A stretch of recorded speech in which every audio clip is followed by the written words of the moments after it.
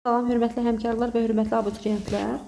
Bugün biz deməli topludan 2025-ci il kimya test toplusu məhlullar bölməsindən ətraflı cavab tələb olunan tapşırıqların izahına baxacağıq sizlə birlikdə. Xatırladım ki, bundan əvvəlki mövzuların da hamısının ətraflı cavab tələb olunan tapşırıqların izahını YouTube səhifəmdə yerləşdirmişəm.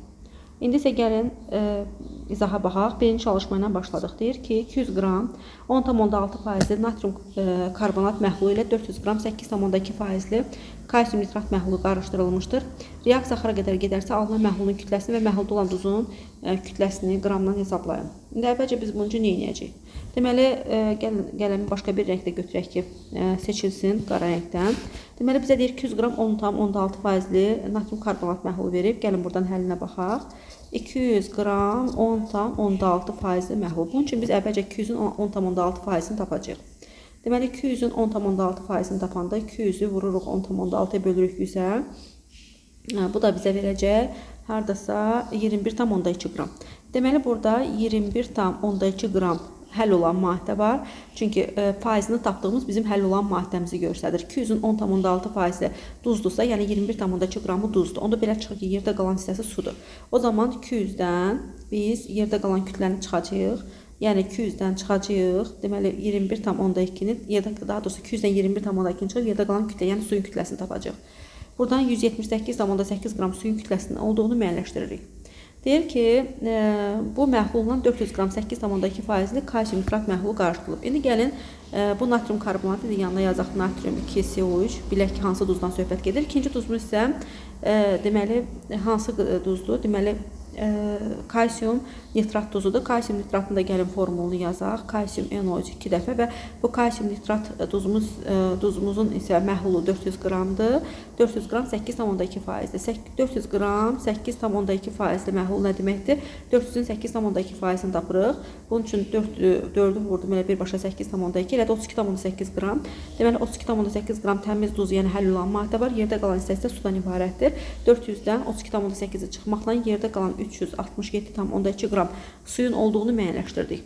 Daha sonra deyir ki, bunlar arasında reaksiya baş verib. Əvvəlcə gəlin reaksiyanı yazaq. Natrium 2CO3-ün üzərinə kalsium nitrat gəlirik. 1-2 duzla duz arasında reaksiyanın şərti odur ki, bərabərliyin solunda çöküntü olmamalıdır. Amma sağda ya çöküntü, ya qaz, ya da su əmələ gəlməlidir ki, reaksiya axıra qədər getmiş olsun. Burada natrium karbonatla kalsium nitrat arasında reaksiya gedəcək. Çünki hər ikisi həll olan duzdur və reaksiya nəticəsində mütləqdir ki, çöküntü yaranır. Hansı çöküntü? Kalsium karbonat çöküntüsü yaranır. Əlavə olaraq da natrium nitrat yaranacaq. Yazırıq natrium nitrat. Natrium nitratın əmsalını 2 yazacağım. Kalsium karbonatın əmsalı 1-ə bərabərdir.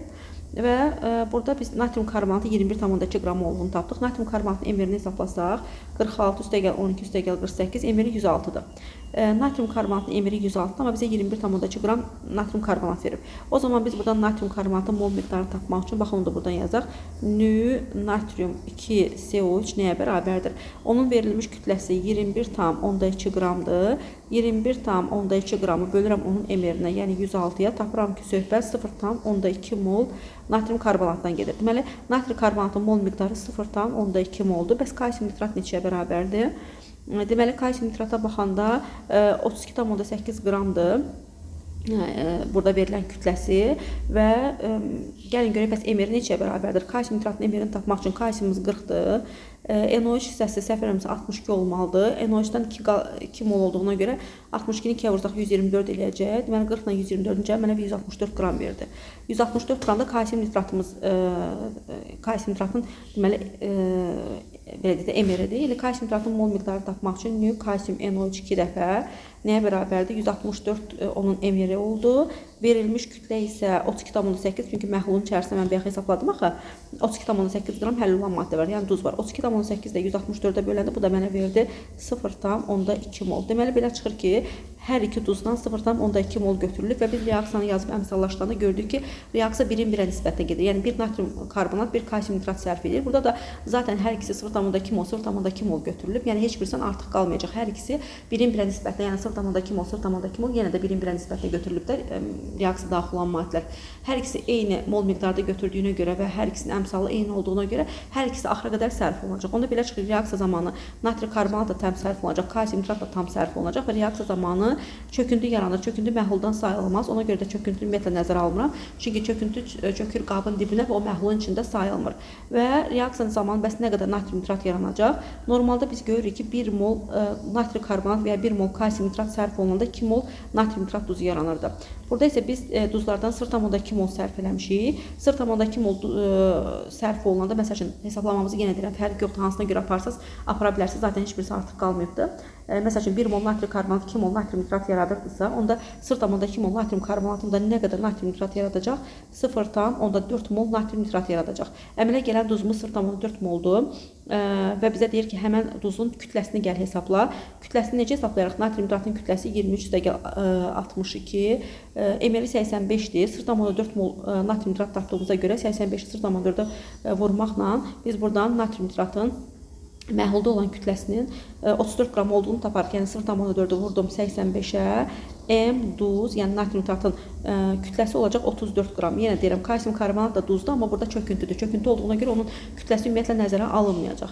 Bəs məhlulun kütləsi neçəyə bərabərdir? Məhlulun kütləsini rahat tapmağın yolu nədir? Biz görürük ki, 200 qramlıq məhulla 400 qramlıq məhlulu qarışdırmışıq. 200 qramlıq məhulla 400 qramlıq məhlul qarışdıranda sevinirik ki, nə gözəl, məhlulumuz 600 qram olmalıdır. Amma baxırıq, görürük ki, buradan 0,2 mol duz çöküb. 0,2 mol kalsium karbonat çökübdür. Nəyə görə 0,2 mol kalsium karbonat çöküb deyirik? Çünki baxın, 1 mol natrium karbonat və ya 1 mol kalsium nitrat sərf olunanda həmişə 1 mol kalsium karbonat çöküntüsü yaranırdı. Burada həmən duzlardan 0,2 mol sərf eləmişiksə, deməli 0,2 molda kalsium karbonat çöküntüsü yaranacaq. Kalsium karbonatın emiri 100-dür. 0,2 mol kalsium karbonat da 20 qrama uyğun gəlir. Belə çıxır ki, 600 qramlıq əslində məhlul yaranmalıydı, amma bu 600 qramlıq əmələ gəlmiş məhlulun, üzr istəyirəm, 600 qramlıq əmələ gəlmiş deməli məhlulun 20 qramı kalsium karbonat şəklində çökübdür. O zaman 600 qramdan çökmüş kalsium karbonatın kütləsini çıxsam, taparam ki, məhlulumun ümumi kütləsi 580 qrama bərabər olacaq. Deməli, məhlulun kütləsi 580 qramdır da uzun uzadı hesablamalar aparmayın. Bəzən müəllimlər düşünürlər ki, bu qədər duz sərf olundu, bu qədər duz yarandı, nə bilim, sərf olunan duzların kütləsini çıxırlar, əmələ gələn duzun kütləsinin üzərinə gəlirlər, nə bilim, çökən duzu çıxırlar, təzədən suyu üzərinə gəlirlər, o biraz çox vaxt aparır. Ona görə ən rahat yol məhlulların kütləsini toplayırsınız, çökən duzun kütləsini məhlulun kütləsindən çıxırsınız. Əgər qaz aqreqat halda olan maddə yaransaydı, o zaman qazın da kütləsini ümumi məhluldan çıxardınız və yerdə qalan məhlulun kütləsini tapa bilərdiniz. Burada qaz əmələ gəlmədiyinə görə mən çöküntünün kütləsini gəlib ümumi məhlulun kütləsindən, yəni 600-dən çıxmaqla 580 qram hesablama apardım. Yəni 580 qram son məhlulumuzun kütləsi olacaq. Keçək indi ikinci çalışmamızın izahına. Bu hissələri pozaq ki, bizə maneçilik törətməsin. Bu sualın izahımıza davam edirik. Deməli, müəllimlər bilirik ki, məhlulun sıxlığını hesablamaq üçün biz M məhlulun kütləsini məhlulun həcminə bölməliyik. Bura əsasən mən məhlulun kütləsini tapmaq üçün bu düstura görə məhlulun sıxlığını onun həcminə vurmağım kifayət eləyər. Məhlulun sıxlığı bizə verilib 1,2, məhlulun həcmi də 200 milliyə bərabərdir. O zaman buradan məhlulun kütləsinin 240 qram olduğunu müəyyənləşdirdim. Məhlulumuz 240 qramdır və 40% məhluldur. Əvvəlcə gəlin görək 240-ın 40% neçəyə bərabərdir? 240-ın 40%-ni tapmaq üçün 200 vuraram 40-a bölərəm 100-ə, başqa cür desək birbaşa 240-ı 0,4-ə də vura bilərəm. 240-ı vurdum 0,4-ə mənə verdi 96 qram. Deməli, başa düşdüm ki, 240 qram 40% məhlul deyəndə 240-ı haçalayıram. Bunun 96 qramı duzdan, yerdə qalan hissəsi isə, yəni 144 qram isə sudan ibarət olan bir məhluldur. Deyir, bu məhlula müəyyən qədər su əlavə olunur və bu zaman 30% məhlul hazırlanmışdır. İndi son məhlul nə qədər olub müəllimlər? 30% məhlul olub. 30% məhlulun içində nə var? Biz bilirik ki, omeqanı hesablayanda düsturumuz nə idi? Baxın, buradan yazaq. Omega bərabərdir. Duz və yaxud da ki, həll olan maddə bölünsün məhlul, vurulsun 100% düsturundan istifadə olunur. Buradan son məhlulumuz 30% olub və 30% məhlulu mən necə əldə eləmişəm? Sistemə su əlavə etməklə. Əgər sistemə su əlavə etməklə yeni 30% məhlul hazırlamışamsa, deməli duza dəyməmişəm də, çünki duzun dəyişdirmək haqqında məlumatım yoxdur. Duz necə var, elə də qalıb. Duzum nə qədərdir deməlidir? Bəyaqları tapmışdım 96 qram. Deməli duzu olduğu kimi saxlayıram. Amma məhlulun kütləsi bəyaqları 240 qram idisə, indi müəyyən qədər də su əlavə eləmişəm. Bilmirəm nə qədər su əlavə eləmişəm. Suyu məxrəcə yazdım. Üstəgəl su ya da üstəgəl x də yaza bilərsiniz. Vurduq 100%-ə. Yenə deyirəm, omega necə hesablanır? Duz bölünsün, məhlul vurulsun 100. Duzum zaten dəyişmirdi, çünki duzun dəyişməsi haqqında məlumat yoxdur. Duzu olduğu kimi saxlamışam 96 qram, amma məhlulumun kütləsi bayaq 240 idi. Bura bir qədər də su əlavə olunanda məhlulun kütləsi artdı suyun hesabına və məhlulun ümumi kütləsi 240 üstəgəl su oldu. Omega düsturunda duzun kütləsi 96-nı vurdum 100%-ə böldüm məhlulun kütləsi 240 üstəgəl suya. Buradan tənliyi həll etsək suyun kütləsini müəyyənləşdirə bilərik. 30-dan 100 ixtisar gedir, qalır 0,3 burada. 96 bərabərdir. 0,3 vurdum 240-a. Bu mənə verdi 72. 96 bərabərdir 72 üstə gəlinsin 0,3 su. 96-dan 72-ni çıxdım, qaldı 24. 24-ü də deməli 0,3-ə bölürəm. Bu mənə verir suyun kütləsini 80 qram. Deməli sistemə əlavə olunmuş su 80 qrama bərabərdir. Əlavə edilən suyun kütləsini tap, əla tapdıq 80 qram şəklində. Sonra deyir ki, məhuldakı duzun kütləsinin qramla hesabla. Məhuldakı duzun kütləsini bayaq zaten 96 qram olduğunu hesablamışdım. Çünki 240 qramlıq məhlulun 40%, yəni 96 qramı nədir? Duzdan ibarət olacaq. Həm əvvəlki məhulda duzumuz 96 qramdır, həm də son məhulda duzumuz zaten 96 qrama bərabərdir. Doğru cavabı 80 və 96 şəklində cavablandırdıq. Növbəti 3-cü çalışma ilə izahımıza davam edirik. Deyir, müəyyən şəraitdə həll olma əmsalı 500 qram litr olan doymuş məhlul hazırlamaq üçün 600 qram suda maksimum neçə qram duz həll etmək lazımdır. İndi əvvəlcə gəlin KH-ın mənasını başa düşək. KH həll olma əmsalıdır və bizə KH-ın 500 qram litr olduğunu veribdir. Bu o deməkdir ki, 1 litr su və yaxud da ki, başqa cür desə 1000 qram su özündə maksimum 500 qram duz saxlaya bilir. Yəni 1 litr su 500 qram duzu həll edə bilir. 1 litr suyum əgər maksimum 500 qram duz həll edə bilirsə, o zaman 600 qram suyun gəlin görək nə qədər duz həll edə biləcək. Buradan 600 qram suyun həll edə biləcəyi duzun miqdarının kütləsinin 300 qram olduğunu müəyyənləşdirdik. Deməli, birinci sualın cavabı 300 qram. Qramı tapdıq mənlər. Birinci sualın cavabını 300 qram şəklində cavablandırdıq. Sonra deyir ki, məhlula 100 qram su əlavə etdikdən sonra duzun kütlə payını hesablayın. Deməli, mənlər biz tapdıq ki, 600 qram su maksimum 300 qram duz həll edə bilər. Deməli, 600 qram su maksimum 300 qram duz həll edə bilər və bu zaman 600 qram su 300 qram duzu həll eləyib 900 qramlıq doymuş məhlul yaradar. Düzdürmü? 900 qramlıq məhlulumuz olar. İndi deyir ki, gəl bu 900 qramlıq doymuş məhlula bir 100 qram da su əlavə elə. 900 qramlıq doymuş məhlula 100 qram da su əlavə edəndə mənim son məhlulumun kütləsi 1000 qram olacaq. İndi müəllif deyir ki, bu son məhlulda həll olan maddənin kütlə payını hesabla. Son məhlulda həll olan maddə, yəni duzun kütlə payını tapmaq üçün mən nə edirəm? Bu 1000 qramlıq dedik ki, məhlulumuzun 100 qramı sonradan əlavə olunmuş sudur. 300 qramlıq belə deyək də duzumuz var. 600 qramlıq da suyum var. Bu 1000 qramlıq məhlulun içərisində. Deməli, mən bu 1000 qramlıq məhlulun içində ümumilikdə 700 qram su gördüm, 300 qram da duz gördüm. Deməli, 1000 qramlıq məhlulun 300 qramı duzdur. O zaman mən buradakı duzun kütlə payını tapmaq üçün duzun kütləsi 300-ü bölərəm məhlulun kütləsi 1000 qrama, vuraram 100%-ə. Buradan da son məhlulda həll olan maddənin kütlə payının 30% olduğunu müəyyənləşdirmiş oldum. Deməli, üçüncüdə də doğru cavabı 30% şəklində cavablandıra bilərik. Növbəti 4-cü çalışma ilə davam edirik. 4-cü çalışmada bizə deyir ki, x bölünsün y nisbətini və z-i hesablayın. Deməli, bizə burada deyir ki, 200 qram 25%li duz məhluldur. Bura 50 qram duz əlavə eləmişik və sonda x% məhlul almışıq. Deməli, müəllimlər, bu məsələləri bir neçə yolla həll eləmək olar. Məsəl üçün, yollardan biri nədir?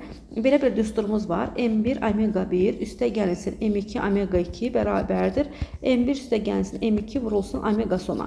Burada M1 birinci məhlulun kütləsi və onun faizi qatlığı omega 1. M2 ikinci məhlulun kütləsi və onun faizi qatlığıdır omega 2. M1 ilə M2 məhlulların kütləsi cəmi vururuq omega sona. İndi bizə deyir ki, 50 qram duz əlavə olub. Yadda saxlanın, sistemə yalnız duz əlavə olunanda duz 100% deməkdir. Su əlavə olunanda onu 0% kimi götürürsünüz. Niyə? Çünki duz içərisində su yoxdur da, 100% özündən ibarətdir. Suda əlavə eləyəndə suyun içində duz olmadığına görə duz 0% olur da. Biz axı faiz göstərəndə duzun kütlə payını göstəririk. Sudursa suyun içərisində duz olmadığına görə suyu 0% qəbul edirik. İndi sistemə təkcə deyir duz əlavə olunubdur. Deməli, əvvəlcə M1-im 200 qramdır. Faizli qatlığında 25%. 200-ü vurdum 25-ə. Üzərindən gəlirəm M2. M2 duzdur. Sistemə əlavə olunmuş duz 50 qramdır. Omega 2-də neçəyə bərabərdir? 100%-ə bərabər. Çünki təkcə duz əlavə olunanda onu 100% qəbul edirik. Bunların qarışdırılmasından x% məhlul almışıq və bunlar qarşılanan, yenə deyirəm, M1 omega 1 üstə gəl M2 omega 2 bərabərdir M1 üstə gəl M2. Birinci məhlulum 50 qram, daha doğrusu birinci məhlulum 200 qramda 50 qram da duz əlavə elədik. M1-dən M2 cəmi mənə 250 verəcək də.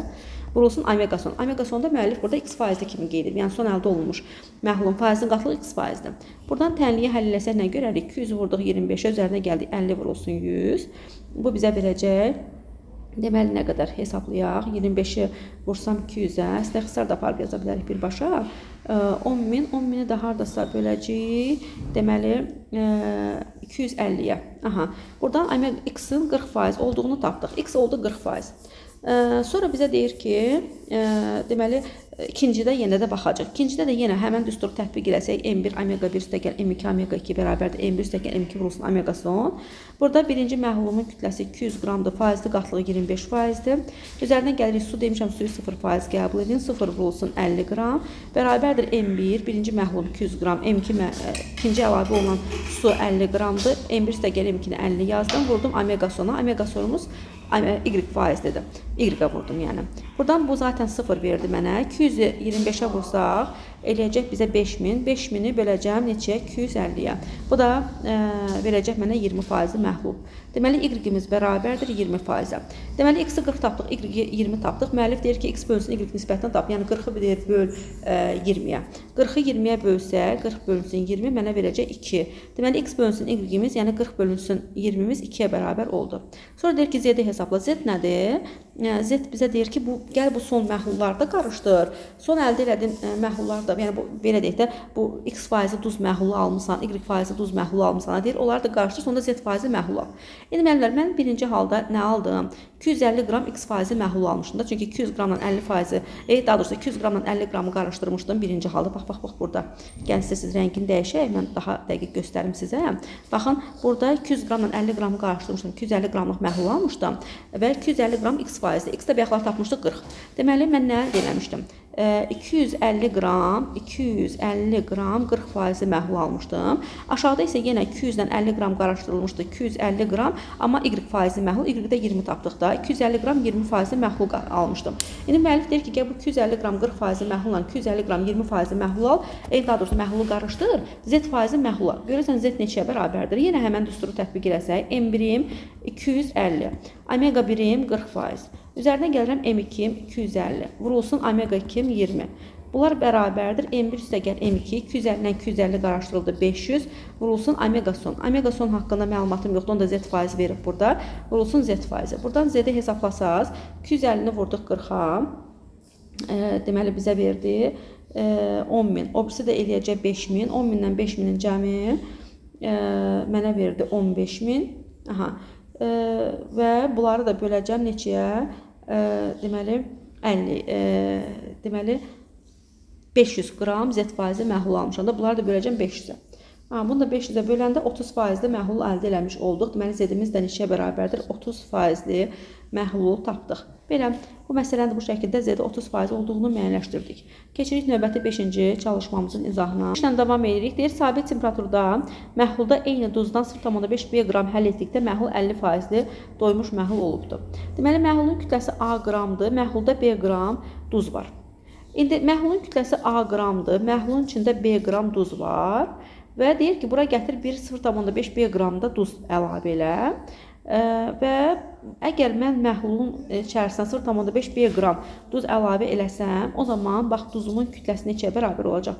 B qram var idi, 0,5 B qram da əlavə elədim. Məhlulumun içərisindəki duzun kütləsi 1,5 B oldu. Deməli, məhlulda B qram duzum var idi. 0,5 B qram da duz əlavə edəndə məhluldakı duzun kütləsi oldu 1,5 B qram. Bəs məhlulun kütləsi neçəyə bərabərdir? Məhlulun kütləsi A qram idi. Mən bura 0,5 B qram da duz əlavə elədim. Məhlulumun kütləsi oldu A üstəgəl 0,5 B.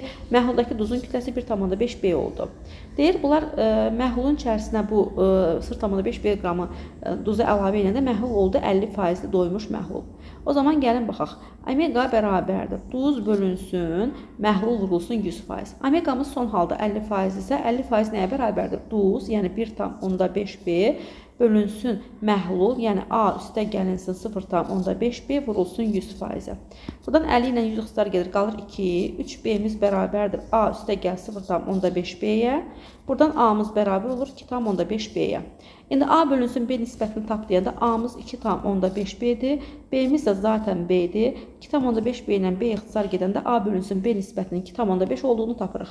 Deməli, A bölünsün B nisbəti neçəyə bərabərdir? 2,5-ə. Bunu yazdıq. Deyir, həmən temperaturda məhlulun həll olma əmsalını hesablayın. Məhlulun həll olma əmsalını hesablamaq üçün biz məhluldakı duzun kütləsini bölməliyik suyun kütləsinə, vurmalıyıq 1000-ə. Məhlulda duzun kütləsi nə qədər deməlilər? 1,5 B. Bəs məhlulda suyun kütləsi nəyə bərabərdir? Məhlulun kütləsi bayaqları A qram idi və bunun B qramı duzu idi. Əgər məhlulun A qramlıq kütləsinin B qramı duzdursa, onda belə çıxır ki, A çıxılsın B qramı da sudan ibarət olacaq, düzdürmü? Suyun kütləsi nə oldu? A çıxılsın B. Mən də A-nı, B axları 2,5 B tapmışamsa, gətirib yerinə qoysam suyun kütləsini tapmaq üçün 2,5 B-dən 1 B-ni çıxaram, suyumuzun kütləsi olacaq 1,5 B. Deməli, məhluldakı suyun kütləsi 1,5 B oldu. İndi son məhlulda 1,5 B qədər duz var, 1,5 B qədər də su var. Deyirsiniz, bəs necə oldu? Duz dəyişdi, su dəyişmədi. Bəli. Çünki mən sistemə gətirdim, sadəcə 0,5 B qramlıq duz əlavə elədim. Su ilə işim yoxdur. Su zaten əvvəldən 1,5 B idi. Sonra da sistemə biraz da duz əlavə eləyəndən sonra duz da oldu 1,5 B. İndi mən KH hesablamaq üçün suyun kütləsi 1,5 B-ni bölərəm məhluldakı duzun kütləsi 1,5 B-yə. Duzu bölürük suya, vururuq minə də. Vuraram minə. Bu zaman 1,5-lər ixtisar gedəndən sonra KH-ımızın 1000 qram litr olduğunu tapdıq. Deməli, həmən temperaturda məhlulun KH-ı 1,5 bölünsün 1,5 B vurulsun 1000, yəni başqa cür desək KH-ımız 1000 qram bölünsün litrə bərabər olacaq. 5-ci çalışma da bitəndən sonra keçirəm 6-cı çalışmamızın izahına. Gəlin görək 6-da bizə nə deyir? Deyir ki, eyni maddənin müxtəlif qatlıqları, məhlulları verilibdir. Qarşılıqdan sonra alınan məhlulların qatlığı və kütləsi. Yenə bayaqki düstura keçid edə bilərik. Düsturumuz nədir? M1 omega 1 üstə gəl M2 omega 2 bərabərdir. M1 üstə gəlinsin M2 vurulsun omega son düsturundan istifadə olunmaqla tapılır. M1-imiz birinci məhlulun kütləsi M qramdır. Vururam M, yazıram M. Omega 1-imiz 20%-dir, yazıram 20%. Üzərinə gəlirəm M2 ikinci məhlulun kütləsi N qramdır. Vururam onun faizi qatlığı omega 2 10%. Bunlar bərabər olur. M1 üstə gəl M2, M1-imiz M'dir, N2-miz N'dir. M1 üstə gəl M2 vurulsun omega sona. Aha, M1 üstə gəlsin N vurulsun omega son. Omega sonumuz da 12,5%-ə bərabərdir. Burada müəllif bizə vurğulayır, deyir ki, məhlullar qarşılanan sonra onların kütləsi 800 qram olub. Belə çıxır ki, bu M ilə N qramlıq məhlulu qarşılananda son məhlulumuzun kütləsi 800 qram olub. Onda M üstə gəl N sözünü pozub yerinə 800 qram yaza bilərəm. O zaman buradan tənliyi həll eləsək, 20M üstə gəlinsin 10N bərabər olacaq 800 vurulsun 12,5-ə. 800-ü də təbii ki 12,5-ə vuranda bizə verəcək neçə? 10.000. 10.000. Bunları ixtisar yaparsaq, deməli 10-a ixtisar yaparsaq 2M üstə gəlinsin N bərabər olacaq 1000-ə. Bunu tapdıq. Bundan başqa da biz bilirik ki, M üstə gəlinsin N cəmi 800-dür. Yenə deyirəm, hardan bilir? Çünki məhlullar qarşılananda M qramlıq məhluldan N qramlıq məhlul qarşıdırılıb. Bu zaman son məhlulun kütləsi 800 qram olub. Ona görə M üstə gəl N bərabərdir 800 yaza bilərik. Buradan sistem tənliyə keçid elədik. Tərəf-tərəfə çıxsaq N'lər ixtisar gedir. 2 dənə M-dən 1 M-i çıxsaq M qalır. M-imiz bərabər oldu 200 qrama.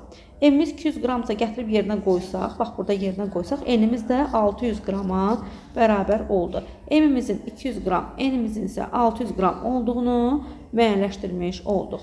6-cı çalışmaya da bitəndən sonra keçirik 7-ci çalışmamızın izahına. Çalışmadan davam edirik. 7-ci çalışmada mənlər bilirsiniz ki, məhlulda həll olan maddənin molyar qatlığını hesablamaq üçün onun mol miqdarını bölürük məhlulun həcminə. Buradan biz həll olan maddənin mol miqdarını tapmaq üçün onun molyar qatlığını vuraram məhlulun həcminə. İndi mən birinci qabda həll olan maddənin mol miqdarını tapmaq üçün məhlulun həcmi 4 litri vuraram məhlulun içindəki həll olan maddənin molyar qatlığı 1 molyara, taparam ki, söhbət 4 mol sulfat turşusundan gedir. Belə çıxır ki, birinci qabın içərisində 4 mol sulfat turşusu olubdur. Bu 4 mol sulfat turşusunun yarısı, başqa cür desək 2 molu boşaldılıb ikinci qaba. Və ikinci qabın içərisində 2 mol H2SO4 olubdur. Birinci qabın yarısı ikinci qaba boşaldılanda, ikinci qabda zaten 3 litrlik məhlul, daha doğrusu 3 litrlik su var idi.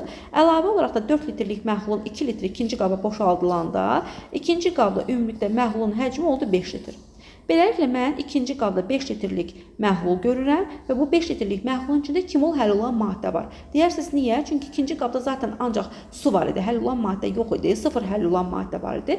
Birinci qabdan ikinci qaba yarı qədər həll olan maddə boşaldılanda 4 molluq həll olanın 2 molu ikinci qaba boşaldıldı və ikinci qabda 2 molluq həll olan maddəm oldu və ikinci qabdakı məhlulun ümumi həcmi isə 5 litr oldu. Beləliklə, mən ikinci qabdakı həll olan maddənin molyar qatlığını tapmaq üçün həmən o məhlulda həll olan maddənin mol miqdarı 2 molu bölərəm məhlul ümumi həcmi 5 litrə və buradan həll olan maddənin molyar qatlığını hesaplayaram. S bərabərdir, N bölünsün V düsturuna görə. 2-ni də 5-ə böləndə bizə nə qədər verəcək? deməli 0,4 molyar. Deməli, ikinci qabdakı sulfat turşunun molyar qatlığı 0,4 molyar oldu və birinci qabdan ikinci qaba məhlul töküləndən sonra nə deyir? Yarısı töküləndən sonra birinci və ikinci qab məhlul molyar. Birinci qabdakı bəs deyil məhlulda neçə molyar oldu? İkinci qabda 0,4 molyar oldu. Bəs birinci qabda nə qədər oldu? Birinci qabda məhlul 4 litr idi. 4 litrin 2 litri getdik, cəmi 2 litr məhlulum qaldı. Və birinci qabda biz bayaqlar tapmışdıq ki, 4 mol həll olan maddə var. 4 molun 2 molu birinci qaba boşaldılandan sonra daha doğrusu birinci qabdan üzr istəyirəm, ikinci qaba boşaldılandan sonra birinci qabda bayaqlar 4 mol həll olan maddəm var idi. Həmin o 4 mol həll olan maddənin 2 molu birinci qabdan ikinci qaba boşaldılandan sonra birinci qabın içində 4 moldan 2 molu getdiyinə görə cəmi 2 mol sulfat turşusu qalacaq. Deməli, birinci qabın içində 2 mol sulfat turşusu qaldı. Məhlulun həcmi isə 4 litrdən 2 litrə düşdüyünə görə mən birinci qabdakı həll olan maddənin molyar qatlığını tapmaq üçün onun mol miqdarı, qalmış mol miqdarı 2 molu bölərəm həmin məhlulun həcmi 2 litrə. Taparam ki, birinci qabda qalan məhlulun molyar qatlığı 1 molyara bərabərdir. Deməli, birinci qabda 1 molyar məhlul qaldı. İkinci qabda 0,4 molyar məhlulum oldu. Yəni, bax, bu şəkildə məsələni həll eləmiş olduq. Növbəti digər 8-ci çalışma ilə davam eləyək. Görək 8-də nə deyir? 8 də bayaqlar elədiyim məsələdəndir, yuxarıda elədiyimiz məsələdəndir. Deməli, M1 omega 1, gəlin o düsturu tətbiq eləyək. M1 omega 1 üstə gəl M2 omega 2 bərabərdir. M1 üstə gəlin M2 vurulsun omega sona. Burada birinci məhlulum x qramlıq məhluldur və B faizlidir. M1-im x-dir, faizli qatlığı omega 1-im B faizlidir. Üzərinə gəlirik su. Demişəm, su gələndə omeganı 0% qəbul edin. İkinci, bu qaba deməli su əlavə olunursa suyumuz 0%dir və həmin məhlulun, yəni sistemə əlavə olunmuş suyun kütləsi də n qramdır. Yəni M2 n qrama bərabərdir. Omega isə su olduğuna görə 0% qəbul edirik. Sistemə su əlavə olanda onu 0% qəbul edəcəksiniz. Duz əlavə edəndə 100% qəbul edəcəksiniz. Bunlar bərabərdir M1-dən M2-nin cəmi. M1-im n x qramdır, M2-im n qramdır. X də gəlsin, n vurulsun omega sona. Omega sonumuz da neçəyə bərabərdir? 20%. Bax, görürsünüz, deyir, bunlar qarışdırılıb və bu zaman 3x qram 20% məhlul alınıb.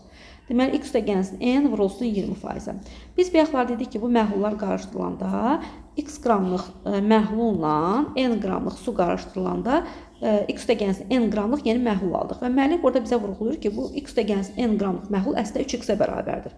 Onda x də gəlsin n-i 3x-ə bərabərləşdirə bilərik. Buradan n-imiz bərabərdir 2x-ə. Bunu haşiyə aldıq, gözünüz görsün. Deməli, n-imiz neçəyə bərabərdir? 2x-ə. Aha, n-imiz 2x-ə bərabərdir. Bunu yazdım. Burada da x də gəlsin n-in yerinə birbaşa müəllif yazdığı kimi 3x yaza bilərsiniz. Problem deyil.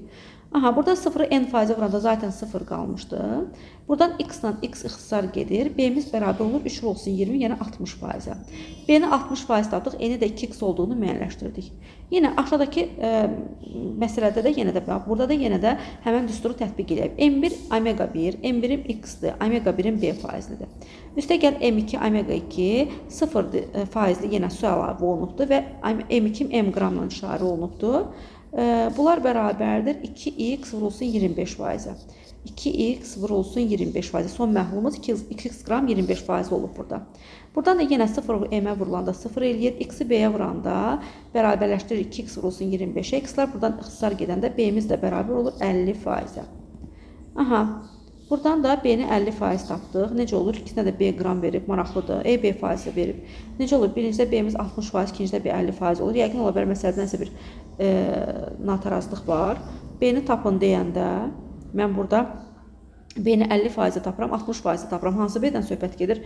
Çox maraqlıdır. Yəni, nə demək istədiyi tam aydın olmadı. Deyir ki, yaxşı A-nı tap, yəni yaxşı A-nı tapaq görək A-mız nəyə bərabərdir? A-mız nədir? 3x qram 20% məhlul, 2x qram 25% məhlul qarşılıb A faizi məhlul alınıb. Yenə həmən düsturu tətbiq eləsək, M1-im 3x-dir, vurulsun omega 1-im 20%-dir. Üstə gəl M2, omega 2, M2-im deməli 2x qramdır, omega 2-im 25%-dir. Bunları elə bax bununla bunu qarışdırmışıq. Sonda bax bu A faizli natri xlor məhlul almışam. A vurulsun 3x-dan 2x qarşılandı 5x aldıq. Aha, buradan tənliyi həll eləsək müəllimlər. Deməli x-lər ixtisar gedəcək. Bu x-lər hamısı ixtisar gedir. 3-ü 2-yə vurduq 60, 2-ni 25-ə vurduq 50. 60-dan 50-nin cəmi mənə 110 verdi. 110 bərabərdir A vurulsun 5-ə. Buradan A-mız bərabərdir 22-yə. A-mız 22% tapdıq. Aha, A-nı 22 tapdıq. A-nı 22 tapdıq. Aha. İndi A-nı 22 tapmışıq müəllimlər. Baxın, buradan yazırıq A bərabərdir 22. B-ni də həm 50 tapmışam, həm də 60. Bəlkə də burada birini B yox, birini C demək istəyib. Ola bilər çapda səhv gedibdir. Nəysə. Əgər məndən B-ni soruşsa, B-ni bir dəfə 50 tapdım, bir dəfə də 60 tapdım. Çox maraqlıdır. Yəni ya 50 ya da 60 deyəcəyik. Bəlkə də ola bilər aşağıdakı B səhv gedibdir. B olmalıydı, burada C olmalıydı. Yuxarıdakı B 60% tapmışıq. Çünki cavabı da 60% veriblər səhv eləmirəmsə. Nəysə, sonra deyir ki, 3-cü hissəsinə gələndə, baxın müəllimlər, məsələnin 3-cü hissəsinə gələndə deyir ki, m bölünsün, m nisbətini hesabla. Deməli, müəllimlər, mən bayaqları burada tapmışam ki, n-im 2x-ə bərabərdir. N-im 2x-ə bərabərdirsə, bax, məsələnin 3-cü hissəsini həll edirəm. Məsələnin 3-cü hissəsində deyir ki, n bölünsün, m nisbətini hesabla. N-i mən bayaqları 2x tapmışam və m neçəyə bərabərdir? Baxın, müəllimlər, mən bayaqları burada yazmışdım. Baxın, bax, bu hissədə. X vurulsun b, üstəgəl 0 vurulsun m bərabərdir 2x. Üstə 2x vurulsun 25-ə. Baxın, burada m qramlıq su ilə x qram B faizli məhlulu qarışdırmışdım. Yazmışdım m1 omega 1 x vurulsun B. Üstə gəl m2 omega 2 0 vurulsun m bərabər olacaq m1 üstə gəlsin m2. Yəni 2x şəklində yazmışdım müəllif. Deməli, mən buradan başa düşmüşdüm ki, m1 üstə gəl m2. Yəni m qramlıq su ilə x qramlıq həmin o natri xlor məhlulun cəmi mənə verməlidir 2x. Çünki bunlar qarışdırılan sonra 2x qramlıq məhlul almışdım da. Bax, görürsünüz, burada yazıblar.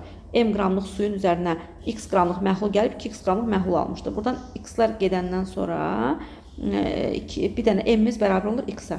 M-imiz bərabər olur x-ə. Deməli, mən tapdım ki, m x-ə bərabərdir.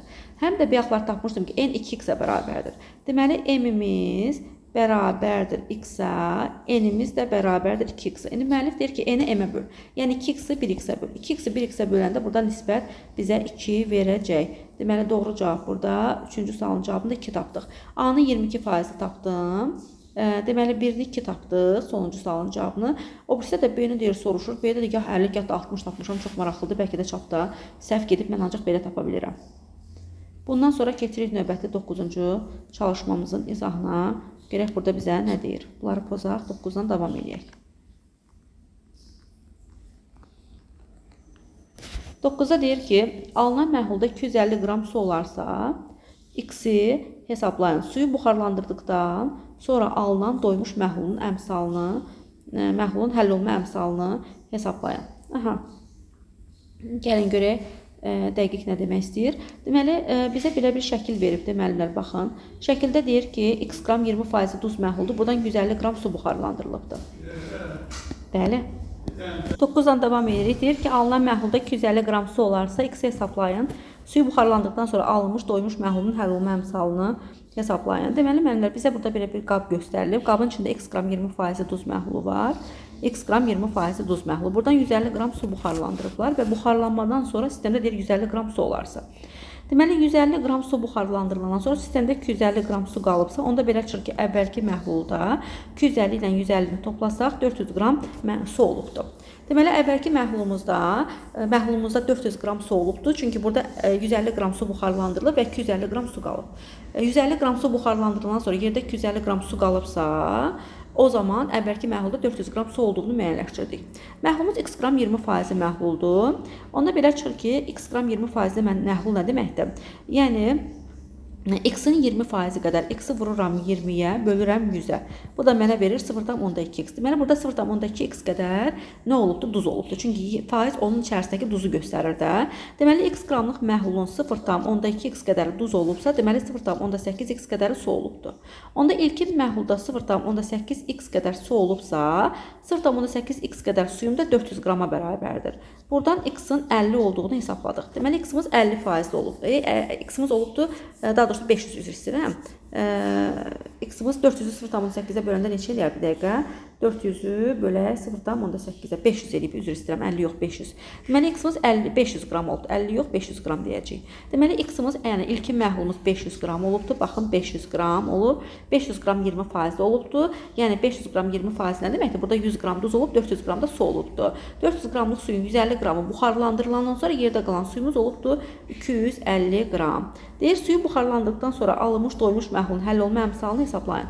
İndi mən yeni əmələ gəlmiş məhlulda KH-ı hesablamaq üçün nə edərəm? Duzluğu bölərəm nəyə? suya vuraram 1000-ə. Aha, indi biz bayaq tapdıq ki, məhlulumuz 500 qram 20%-də olubdu və 500 qramlı 20%-li məhlulun 100 qramı duz olub, 400 qram da su olub. Sonra bu 400 qramlıq suyun 150 qramı buxarlandırılıb, sonunda əlimizdə 250 qram su qalıbdı, amma duzumuza dəyməmişdi. Duzumuz necə var, elə də qalıbdı. O zaman son məhulda 100 qram duzum olduğu kimi qalıb, amma suyum 250 qrama düşübdür. Qarşı hesablayanda duzu, yəni 100-ü bölərəm məhuldakı suyun kütləsini, yəni 250-yə vuraram 1000-ə. Buradan KH hesablayanda KH-ımızın 400 qram bölünsün litr olduğunu müəyyənləşdirə bilərik. Deməli 9-cu sualda X-i hesablayın deyəndə X-i zaten mən bayaqlar tapdım. X-imiz 500 qrama bərabərdir və əlavə olaraq da deməli, nə deyir? X-i hesablayın və suyu buxarlandıqdan sonra almış doymuş həllumə əmsalını hesablayın. Həllumə əmsalımız 400 qram litrə bərabərdir və X qram 20% duz məhlulu deyəndə X-i da mən nə qədər tapdım? 500 qram tapdım. Bunun sualın nizamında davam edirik. 10-cu sualda kalium kiodu 18,8 qram verilibdir və qabdır. Qabın içində 23,6 qram su var. 18,8 qramlıq kalium kio ilə 23,6 qram suyu qarışdırıblar, reaksiya baş verir və reaksiya zamanı KH-ı X qram litr olan məhlul hazırlanıb. İndi deyir ki, gəlin KH hesablayın. İndi əvvəlcə bu reaksiyanı yazıb əmsallaşdıraq. Kalium kio bilirik ki, aktiv metalın oksididir. Su ilə qarşılıqlı təsirdə olub qələvi yaradır. Reaksiyanı yazıb əmsallaşdırdıq. Normalda biz bilirik ki, 1 mol kalium kio, yəni 94 qram kalium kio 1 mol, yəni 18 qram su sərf edir. Burada isə 18,8 qram kalium kio var. Gəlin görək bu nə qədər su sərf edəcək. Buradan sərf olunan suyun kütləsinin 3,6 qram olduğunu tapırıq. İlkin halda suyumuz 23,6 qram idi. Bunun 3,6 qramı reaksiya üçün sərf olunur. Bu zaman 20 qram suyumuz artıq qalır. Bunu haşiyə alaq ki, tapaq ki 20 qram su sistemdə artıq vəziyyətdə qaldı. Normalda biz bilirik ki 1 mol kalium kio, yəni 94 qram kalium kio 2 mol kalium OH, yəni 112 qram kalium OH yaradır. 94 qram kalium kio 112 qram kalium OH yaradırsa, onda gəlin görək 18,8 qram kalium kio nə qədər kalium OH yaradacaq. Buradan kalium OH-ın əmələ gələn kütləsinin 22,4 qram olduğunu tapdıq. Kalium OH-ımız 22,4-ə bərabərdir. Deməli, biz də KH hesablayanda nə edirdik müəllimlər? Həll olan maddənin kütləsini, yəni son məhulda həll olan maddəmiz 22,4-dür. Həll olan maddənin kütləsini bölürük suyun kütləsinə. Suyumuz da 20 qram qalıb, çünki 23,6-nın 3,6-sı sərf olundu. Sonda əlimizdə 20 qram su qaldı. 22,4-ü bölürəm suyun kütləsi 20-yə, vururam 1000-ə. 22,4-ü bölürəm 20-yə, vururam 1000-ə. Bu da mənə verəcək nə qədər? 1120. Bunu da 1000-ə vuranda KH-ımız bərabər olacaq 1120 qram bölünsün litr. Deməli, doğru cavab burada 1120 qram bölünsün litr şəklində cavablandırdıq. Növbəti 11-ci çalışma ilə davam edirik. Deyir, 20%li məhlul alınarsa, reaksiyanın tənliyini yazın, X və Y hesablayın. Deməli, reaksiyanın tənliyi nədir? Natrium hidrit su ilə reaksiyaya girib. Gəlin reaksiyanın tənliyini yazıb əmsallaşdıraq. Bilirik ki, natrium hidrit, natrium H. Su ilə reaksiyaya girəndə əmələ gəlir natrium OH, üstə gəlinsin H2. Və əmsallaşdırma ehtiyacı yoxdur, zaten əmsal tamamdır. Reaksiyama deyir 2 qram hidrogen ayrılıbdır. Elə, zaten biz burada görürük ki, 2 qram hidrogen sərf olunanda 1 mol, yəni 24 qram natrium hidrit sərf olunmalıdır da. Düzdürmü? Baxın, reaksiya tənliyinə görə 1 mol, yəni 24 qram natrium hidrit sərf olundu, zaten 2 qram hidrogen ayrılır. Elə müəllif mənə də deyir ki, elə burada 2 qram hidrogen ayrılır. Demək ki, 24 qram natrium hidrit nə edibdir? Sərf olunubdur. Bizə deyir ki, X-i hesabla, X-imiz zaten 24-ə bərabərdir. Yenə deyirəm, bax, 24 qram natrium hidrit 2 qram hidrogen ayırırsa, X qram natrium hidrit də yenə 2 qram hidrogen ayıracaq. Buradan X-in zaten 24 olduğunu tapırsınız. Bu birinci, məsələn, birinci hissəsi. İkinci hissədə bizə deyir ki, deməli, buranı pozaq. Deyir ki, X və Y hesablayın. X-imiz tapıldı. Y-ə baxaq görək nə deyir. Deyir ki, deməli, reaksiya üçün Y qram su götürülübdür və sonda alınan məhlul 20% məhlul olubdur. İndi müəllimlər, deməli, mən belə deyək də, 24 qram natrium hidrit istifadə etmişəm və görürəm ki, reaksiya üçün 24 qram natrium hidrit sərf olunanda 1 mol. Başqa cür desə 40 qram natrium OH yaranır. Düzdürmü? Və biz burada 24 qram natrium hidrit istifadə etdiyimizə görə 40 qram natrium OH əldə etmişik və bu əmələ gəlmiş 40 qramlıq natrium OH məhlulun faizli qatılığının 20%-ni təşkil edir. Deməli, sonda mən nə əldə etmişəm? 40 qramlıq natrium OH əldə etmişəm. Çünki 24 qram natrium hidrit sərf etmişəm axı. Və bu 40 qramlıq natrium OH 20% məhlul yaradıbdır. Yəni 40 qramlıq natrium OH əmələ gəlmiş məhlulun 20%-ni təşkil edir. 40 qramım 20%-ə uyğun gəlirsə, o zaman gəlin görək bu məhlulun içindəki su nə olacaq? Onda 80% olacaq. Niyə? Çünki məhlulumuz ümumilikdə 100%, bunun 20% həll olan maddədən 80% də sudan ibarət olacaq. 20% həll olan maddəm natrium OH-ın 40 qrama uyğun gəlirsə, 80% suyun da bu məhlulun neçə qramını təşkil edəcək? Gəlin buradan tapaq. Tapırıq ki, burada suyun kütləsi son məhlulda suyun kütləsi neçəyə bərabər olacaq? Bunlar ixtisar gedir. Hardasa 160 qram. Deməli, son məhlulda 160 qram su var. X tapdıq 160 qram. Deməli, belə çıxır ki, deməli, son 20% məhlulun içində 160 qram nə var? Su var. Bundan başqa da mən hələ 18 qram su istifadə etmişəm. Axı, harada? Baxın, 24 qram natrium hidrit gəlib bayaqları 18 qram su ilə reaksiya daxil olmuşdu və 40 qramlıq natrium OH yaratmışdı. Əlavə olaraq da 2 qram da hidrogen uçub getmişdi də, düzdürmü? Aha, deməli mən bayaq 18 qram su istifadə etmişəm. Deməli reaksiyadan əvvəl əlavə olaraq bir 18 qram da suyum olubdu. 18 qram su istifadə olunandan sonra, 18 qram su sərf olunandan sonra sonda əlimdə 160 qramlıq su qalıb. Hansı ki bu 160 qramlıq su 40 qramlıq duzla 200 qramlıq məhlul yaradıb və 200 qramlıq məhlulun deməli 40 qramı, başqa cür desə 20% natrium OH olub. Ona görə deyir ki, son məhlul 20% olubdur. Deməli, biz nə başa düşdük müəllimlər? 18 qram su istifadə etmişik, 160 qramlıq da suyum son məhlulun içində durur. Onda belə çıxır ki, ilkin halda mənim əlimdə 178 qramlıq su olubdur. İlkin haldakı suyun kütləsini müəllif Y-dən işarə edibdir. Baxın, burada Y qram su olubdur. Onda belə çıxır ki, Y-imiz 178-ə bərabər olub. Deməli, Y-ə rahatlıqla 178 deyə bilərsiniz. Deməli, biz burada nə analiz elədik müəllimlər? Sistemdən 2 qram hidrogen ayrılıb. 2 qram ayrılan hidrogenə görə tapdım ki, 24 qram natrium hidrit sərf olunmalıdır və 40 qram da natrium OH yaranmalıdır. Son məhlulum 20%-dirsə, 20% məhlulun 40 qramı natrium OH-dırsa, onda yerdə qalan 80%-i də olacaq burada su. Son məhlulda suyun 160 qram olduğunu tapdım. Əvvəlcədən də 18 qram su istifadə olunduğuna görə bu 160 ilə 18-i toplayanda tapdım ki, ilkin məhlulda 178 qram suyum olubdur. Belə, məndən 178 soruşurdu, onu tapdım. X-i soruşurdu. X-i zaten əvvəlcədən tapmışdıq 24 qram şəklində. Reaksiyanda tənliyini yazıb, əmsallaşdırmışdı. Məncə belə bir problem qalmadı. 11 bitəndən sonra keçirəm 12-ci çalışmamızın izahına. Buraları pozaq. Deyir, yenə də reaksiya tənliyini yazın. Alınan məhlulda duzun kütlə payını hesablayın. Deməli, natrium hidroksidlə H-klor arasında reaksiyanı yazıb əmsallaşdırmaq lazımdır müəllimlər. Gəlin yazaq. 12-ni. Çünki natrium OH birinci qabın içində olubdur. Sonra bura gəlib H-klor məhlulu əlavə ediblər. Onda biz natrium OH məhlulu ilə H-klor məhlulu arasında reaksiyanı yazmalıyıq. Deməli, natrium OH üzərinə gəlinib H-klor, əmələ gəlib natrium xlor, üstə gəl H2O. Əmsallaşdırmanı, yəni zaten reaksiya birin-birə nisbətinə gedir. Yəni onu bu şəkildə saxlaya bilərik də. Deyir ki, əvvəlcə sistemdə 200 qram 20% natrium hidroksid olubdur. 200 qram 20% nə deməkdir müəllimlər? 200-ü vurdum 20-yə, böldüm 100-ə, bu mənə verdi 40 qram. Belə çıxır ki, 200 qramlıq bu 20% məhlul var. 200 qram 20% məhlulun 40 qramı natrium OH-dan ibarət olub, 160 qram da deməli sudan ibarət olub. 100 qram 36,5% H-klor məhlul da tapanda 100-ün 36,5%-ni tapıram. Elə 100-ün 36,5%-i 36,5 qram H-klordan yerdə qalan isə sudan ibarət olacaq. 100-dən 36,5-ə çıxdıq. Bizə verdi neçə? Deməli, 100-dən çıxdım 36,5-i mənə verdi 63,5. Deməli, 63,5 qram da burada su olubdur. Artıq müəyyənləşdirdik. Deməli, əlimizdə nə qədər olubdur mənimdə natrium OH? 40 qram natrium OH olubdur. Nə qədər H-klor olub? 36,5 qram. Natrium OH-ın zaten emeri 40-dır. Deməli, söhbət 1 mol natrium OH-dan gedir. H-klorun da zaten emeri 36,5-dir. Deməli, söhbət 1 mol H-klordan gedir. Belə çıxır ki, 1 mol natrium OH-dan 1 mol H-klor tamamilə reaksiyaya girib. Çünki hər ikisi 1 mol götürülüb, heç birisindən artıq qalmayacaq. Və reaksiya zamanında 1 mol natrium xlor yaranacaq, 1 mol da su əmələ gələcək. İndi mənə deyir ki, son məhlulda duzun kütlə payını hesabla.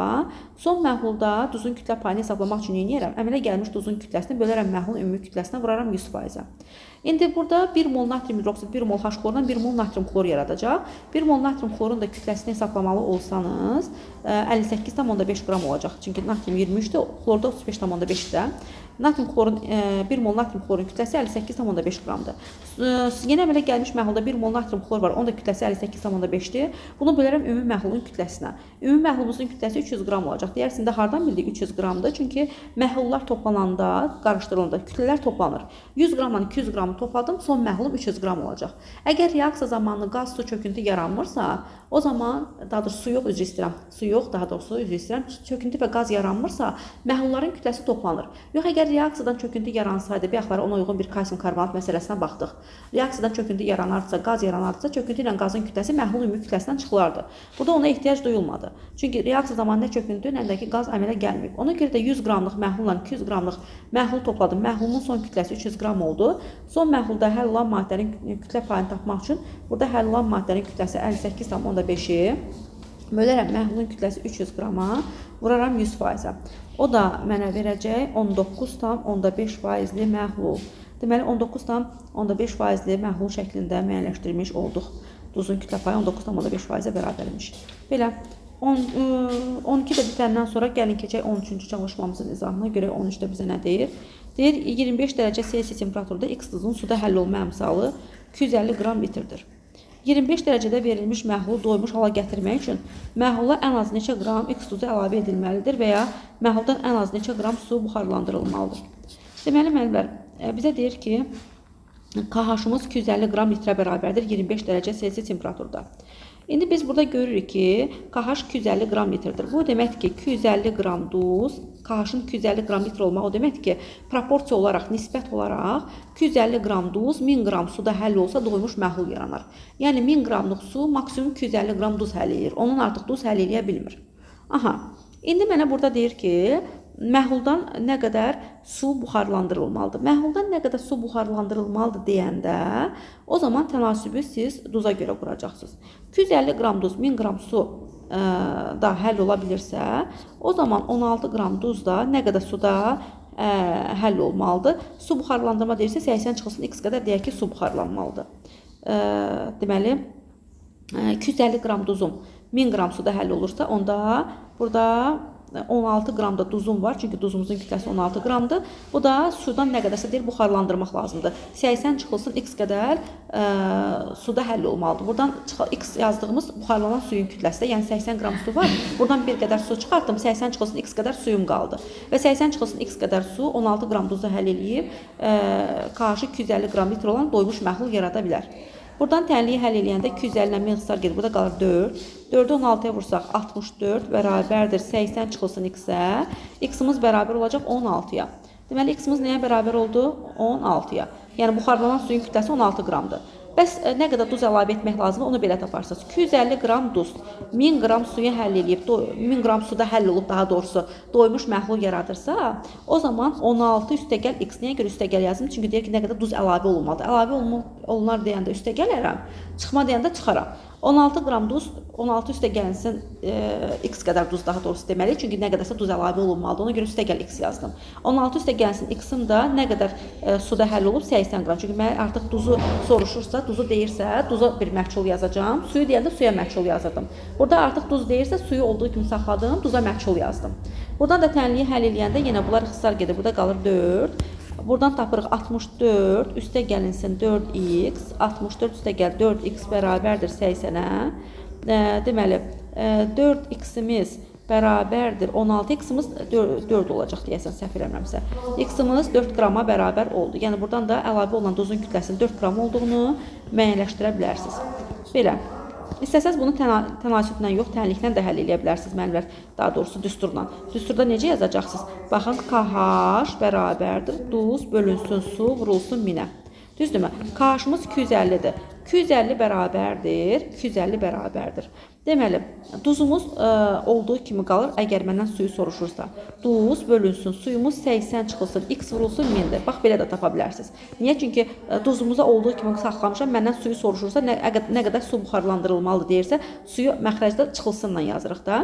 Axı, su buxarlanıbdır. Buradan 250-dən 1000 ixtisar gedəndə yenə də x-i tapacaqsınız nə qədər? Baxın, burada 4 qaldı. X-imiz bərabər olacaq 16-ya. Və yaxud da ki, nə qədər duz əlavə olunmalıdır deyəndə yazırsınız. Bax, belə 250 bərabərdir. Duzun nə qədər idi? 16 qram. Üzərinə gəldim, bilmirəm nə qədərsə duz. Böldüm bunu 80 qısıya. Çünki su haqqında demir ki, nəsə. Məsələn, deyək ki, nə qədər duz əlavə olunmalıdır. Nə qədər duz əlavə olunmalı deyəndə duzu gətirən məxrəcdə nəzərə alıram. Üzr istəyirəm, sürətdə nəzərə alıram. Nə qədər su buxarlandırmaq lazımdır deyirsə, onda məxrəcdə sudan x qədərini çıxıram. İndi burada duz əlavə olunmalı dediyinə görə sürətdə duzun üzərinə x qədər duz gəldi. Buradan yenə tənliyə həlləsiz. Bunlar ixtisara gedir, qalır 4. Buradan yenə də x-i 4 qram hesaplayarsınız. Yəni tənliyə həll etsəz x-i 4 qram kimi tapa bilərsiniz. 13-cü sualdan sonra keçirəm 14-cü tapşırığımızın izahına. 14-cü çalışmanın rahat yolu nədir? Omega bərabər olacaq, bilirik ki, duz bölünsün, məhlul vurulsun 100%. Buradan mən omeganı hesablamaq üçün duzun kütləsi 90 qramı bölərəm. Çünki burada 90 qram duz var, məhlul isə 200 qram. Niyə? Çünki 210 qramlıq su ilə 90 qramlıq duz qarışdırılıb. 90-ı bölərəm 300-ə, yəni məhlulun kütləsindən vuraram 100%. Buradan taparam ki, məhlulun faizi qatlığı 30%-dir. Deməli, birinci sualın cavabını 30% tapdıq. Sonra belə bir düsturumuz var. S bərabərdir 10 rho omega bölünsün M. Burada S məhlulda həll olan maddənin molar qatlığı. 10 zaten 10 rəqəmdir. Rho sıxlıq, omega faizli qatlıq, M isə məhlulda həll olan duzun belə deyək də mol miqdarını göstərir. Aha. Üzr istəyirəm, molar kütləsini göstərir, üzr istəyirəm. Duzun molar kütləsini göstərir. Buradan S-imiz 3-ə bərabərdir. 3 bərabərdir 10 vurulsun. Rho-muz 1,2-dir, əla. Omeganın bayaqları tapdım 30. Bölürəm bunu M-ə. Çünki mən M-i bilmirəm də, zaten məndən onu soruşur da. Deyir, X duzun molar kütləsini tap. Buradan M-i tapmaq üçün mən neyniyərəm? Onu vuraram 1,2 elədi 12. Bu 12 ilə bu 3 ixtisar gedər, burada qalar 4. M-imiz bərabər olacaq 120-yə. Deməli, məhlulda olan duzun molar kütləsi 120-yə bərabər. 14-cü sualın da cavabını 120 şəklində, yəni növbəti sualının cavabını 120 şəklində, yəni duzun molar kütləsini 120 şəklində cavablandırılmış olur. 15-ci çalışma nizamımıza davam edirik. 15-də bizə deyir ki, 200 qram 4%li natrium hidroksid məhlulu, 200 qram 7,5% nitrat turşusu məhlulu. Bunlar qarışdırılıb, birinci və ikinci qablar qarışdırılıb və üçüncü qabda yeni bir məhlul hazırlamışıq. Deyir, birinci və ikinci məhlullar qarışdırılaraq üçüncü məhlul hazırlanır və baş verən reaksiyanın tənliyini yazın. Əvvəlcə gələn reaksiyanın tənliyini yazaq. Aydın məsələdir ki, natrium hidroksid ilə nitrat turşusu arasında reaksiya baş verəndə normal duz əmələ gələcək və su yaranacaq. Əvvəlcə gələn reaksiyanı yazıb əmsallaşdıraq. Deməli, natrium hidroksid yazıram aşağıdan. Üstə gəlinsin HNO3, yəni nitrat turşusu. Reaksiya zamanı normal duz əmələ gələcək, yəni natrium nitrat əmələ gələcək. Bir də su, H2 əmələ gələcək. Və bizə deyir ki, birinci qabda natrium hidroksidinin kütləsi 8 qrama bərabərdir. Hardan bildik? Çünki 200 qram 4% məhlul nə deməkdir? Bunun üçün əvvəlcə biz 200-ün 4%-ni tapırıq. 200 vururuq 4-ə, bölürük 100-ə. Bu da bizə verir 8 qram natrium hidroksid. 8 qram natrium hidroksid varsa, bu neçə mol natrium hidroksid deməkdir? Nü bərabərdir kiçik M bölünsün böyük M düsturuna görə natrium hidroksidin verilən kütləsi 8 qramı. Bölərəm onun M-i 40-a. Buradan taparam ki, söhbət 0,2 mol natrium hidroksiddən gedir. Gətirək yuxarısına yazaq ki, 0,2 mol natrium hidroksid var. İndi ikinci qaba analiz edək. İkinci qabda da 200 qram 7,5% nitrat turşusu məhlulu var. Onun üçün mən 200-ün 7,5%-ni tapıram. Ne edirəm? 200-ü vuraram 7,5-ə, bölərəm 100-ə. Bu da mənə verəcək 15 qram nitrat turşusu. 15 qram nitrat turşusu. 15 qram nitrat turşusu, yəni buradan tapdıq 15 qram nitrat turşusu. Bəs bunun molu nə qədərdir? HNO3-ün molunu tapmaq üçün mən onun tapdığım kütləsi 15 qramı bölərəm onun MR-nə. MR-imiz də 63-dür. 15-i bölək 60-a yəqin ki, təqribi rəqam alacaq. 15 bölünsün 63. Haradasa 0,23 oldu. Təqribi alındı. 0,23 mol. İndi biz bunların mollarını niyə hesabladıq müəllimlər? Biz burada hesablamamızı aza görə aparacağıq. Nəyə görə aza görə hesablama aparacaq? Çünki Əgər hər iki maddədə mənə müəyyən bir kütlədə verilibsə, həmin maddələrdən hansı azdırsa biz hesablamamızı həmin maddəyə görə aparacağıq. Artıq qalma məsələsidir. Elə bir hansı maddədən artıq qalıbsa ona görə yox, az olan maddəyə görə hesablama aparacağıq. Burada nitrat turşusunun mol miqdarı təqribən 0,123 oldu. Bu daha böyük mol miqdarıdır. Amma natrium OH-ın mol miqdarı oldu 0,2 mol. 0,2 mol natrium hidroksidin mol miqdarı daha az moldur. Ona görə də biz hesablamamızı burada az olana görə, yəni molu az olan natrium OH-dır, gətirib hesablamamızı natrium OH-a görə aparacağıq. Aha, indi bizə deyir ki, birinci və ikinci məhlullar qarşılanır, üçüncü məhlul hazırlanır. Baş verən reaksiyanın təlini yazdıq. Üçüncü məhlulda olan duzun kütləsini hesabla. Yenə deyirəm, üçüncü məhluldakı duzun kütləsini biz nitrat turşusuna görə yox, natrium OH-a görə hesablayacağıq. Baxın, natrium OH-a görə necə hesablama apararıq? Normalda 1 mol natrium hidroksid, 1 mol natrium nitrat, yəni 85 qram natrium nitrat yaradırsa, burada da 0,2 mol natrium OH-dır. Çünki hesablamamızı natrium OH-a görə apardıqda az olan odur. HNO-a görə hesablama aparmarıq. 0,2 mol natrium hidroksid gəlin görək nə qədər duz yaradacaq. Buradan əmələ gələn duzun kütləsini hesablasaq, 85-i vuraram 0,2-yə. 0,2-ni vurdum 85-ə elədi 17 qram. Deməli, üçüncü qabda əmələ gələn məhluldakı duzun kütləsi 17 qrama bərabərdir. Sonra da bizə deyir ki, başlanğıc maddədən artıq qalan maddənin birləşməsini, maddənin formulunu yaz. Artıq qalan maddə nitrat turşusudur. Bəs neçə qram artıq qalıb, onu necə taparıq müəllimlər? Normalda biz bilirik ki, 1 mol natrium hidroksid, 1 mol HNO3. Başqa cür desək, HNO3 neçə qramdır? 63 qramdır da. 63 qram HNO3 aparar. Bəs görəsən 0,2 mol natrium hidroksid nə qədər HNO3 sərf edəcək? Buradan HNO3-ün sərf olunan kütləsini tapmaq üçün 63-ü vuraram 0,2-yə. Bu da mənə verəcək 12,6 qram. Deməli, nə verdi bizə? 12,6 qram nitrat turşusu verdi. Deməli, 12,6 qram nitrat turşusu sərf olunacaq. X hesabladıq, X-imiz oldu 12,6 qram. İndi biz tapdıq ki, nitrat turşusu 12,6 qram sərf olacaq. Bəs nitrat turşusu nə qədər götürülmüşdü? 15 qram. Hardan tapdıq? Bir yaxları 200 qram 7,5%-də nitrat turşusu məhlulunda tapmışdıq. Axı, təmiz nitrat turşusu 15 qramdır. Deməli, həmin o təmiz 15 qramlıq nitrat turşusunun 12,6 qramı nədir? Sərf olunubdur. İndi tapdıq ki, sərf olunan nitrat turşusu 12,6 qramdır. 15 qramlıq nitrat turşusunun 12,6 qramı sərf olunub. Deməli, 2,4 qram nitrat turşusu sistemdə artıq vəziyyətdə qalacaq. Buradan da cavabı 2,4 şəklində cavablandırmış olduq. Növbəti digər çalışma ilə izahımıza davam edirik. Gəlin görək növbəti bizə nə deyir. Belə bir şəkildir yenə də. Burada da deyir ki, birinci qabda 200 qram 5,3% natri karbonat məhluludur. İkinci qabda isə 200 qram 8,2% kalsium nitrat məhluludur. Yenə də burada məhlullar qarşılanır və reaksiya tam gedir. Alınan məhlulun kütləsini deyir hesablayın. Əvvəlcə gəlin biz bu reaksiyanın tənliyini yazaq, əmsallaşdıraq. Deməli, nə edirik? Natrium karbonat duzdur, yazırıq natrium 2 CO3.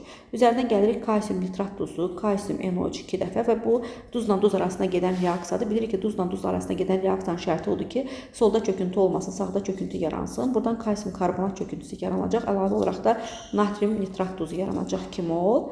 Yazıb əmsallaşdırdıq və burada bizə deyir ki, 200 qram 5,3% natrium karbonat götürülür. Gəlin görək bu neçə qram natrium karbonat deməkdir. Əvvəlcə 200-ün 5,3%-ni tapıram. 200-ü vururam 5,3-ə, bölürəm 100-ə. Bunlar ixtisar gedir. 5,3-ə ilə vururuq 2-yə də. Burada verib 10,6 qram təmiz natrium karbonat. Bəs kalsium nitratın kütləsi nə qədərdir? Kalsium nitratın da kütləsini tapmaq üçün, yəni kalsium nitrat məhlulu 200 qramdır. Bu 8,2%-dir. 200 qramın 8,2%-ni tapıram. 200 qramın 8,2%-ni tapanda mənə verəcək 200 vururam 8,2-yə, bölürəm 100-ə. Yenə bunlar ixtisar gedir. 8,2-ni vurduq 2 elədi 16,4 qram. Deməli 16,4 qramda kalsium nitratdan söhbət gedir. İndi görək bunlardan hansı da artıqdırmı, yoxsa artıq deyil. Gəlin bunu da hesablayaq. Natrium karbonatın emerini hesablasaq bu 46 üstəgəl 12 üstəgəl 48, yəni 106 qramdır. 106 qram natrium karbonat neçə mol? 106 qram bunun emeri oldu. Bəs bizə verilən natrium karbonat nə qədərdir? Bir yaxlar tapdıq ki, 10,6 qramdır da. İndi mən natrium karbonatın mol miqdarını tapmaq üçün onun bizə verilən kütləsi 10,6-nı bölərəm onun emeri 106-ya. Bu da mənə verəcək 0,1 mol. Deməli 0,1 mol natri karbonat var. Bəs kalsium nitratın emeri neçəyə bərabərdir? Bunun üçün 40-ın üzərinə gələrəm 62-ni 2-yə vurmaq. Hardasa toplayanda 164 qram elədir.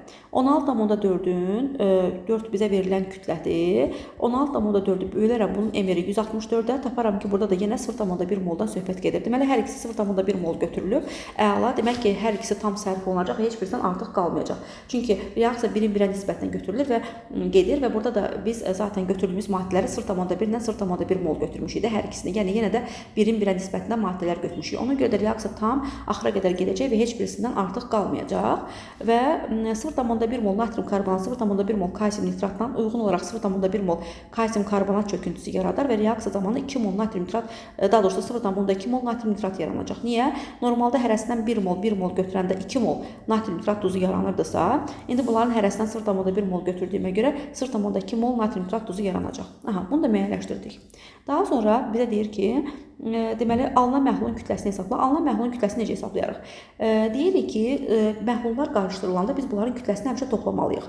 Amma əgər reaksiya zamanı çöküntü və ya qaz yaranarsa, bu zaman əmələ gəlmiş çöküntü və qazın kütləsi məhlulun ümumi kütləsindən çıxılar və bu zaman yenə əmələ gəlmiş məhlulun kütləsi hesablanır. Niyə? Çünki çöküntü ilə qaz məhlulun kütləsindən sayılmır da. Mən çöküntü ilə qazın kütləsini məhlulun kütləsindən çıxmalıyam ki, əvvəlki kütləsindən çıxmalıyam ki, yeni məhlulun kütləsini hesablamış olum.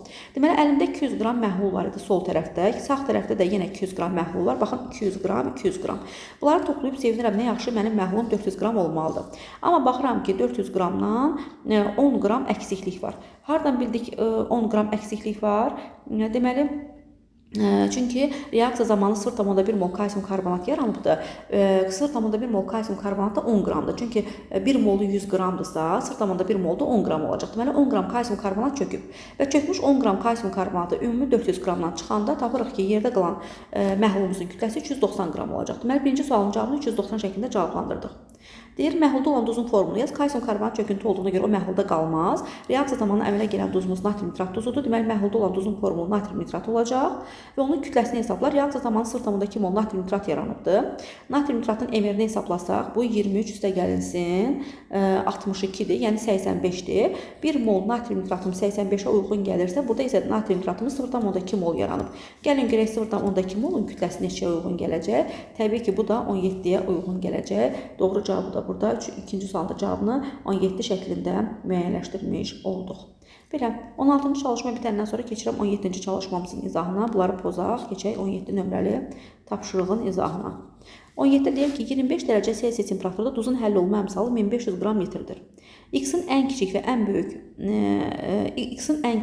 Y-in isə ən böyük qiymətini hesablayın. Deməli, 200 qram 30% duz məhlulumuz var. 200-ün 30%-ni tapaq. Bunun üçün mən 200-ü vururam 30-a, bölürəm 100-ə. Bu da mənə verəcək nə qədər? 60 qram. Belə çıxır ki, 200 qramlıq məhlul var idi ha. Həmin o 200 qramlıq məhlulun 60 qramı təmiz duzdan, 140 qram da sudan ibarətdir. Aha, və mənə deyir ki, buradan bir qədər su buxarlandırmışıq və bir qədər su buxarlandırandan sonra deməli 25 dərəcə Selsi temperaturda Y qram doymuş məhlul hazırlamışıq. Aha, indi deyir ki, buradan X-in ən kiçik və Y-in ən böyük qiymətini hesabla. Deməli, qarşımızın 1500 qram litr olmağı nə deməkdir? 1500 qram duz, 1000 qram suda həll olsaydı doymuş məhlul yaranardı. Düzdürmü? Proporsiya olaraq qarşının 1500 qram litr olmağı demək ki, 1 litr, yəni qram bölünsün litr vahid olaraq nə deməkdir? Qram bölünsün litr, yəni 1 litr suda mən maksimum 1500 qram duz həll edə bilərəm ki, məhlul doymuş vəziyyətə gəlsin. Düzdürmü?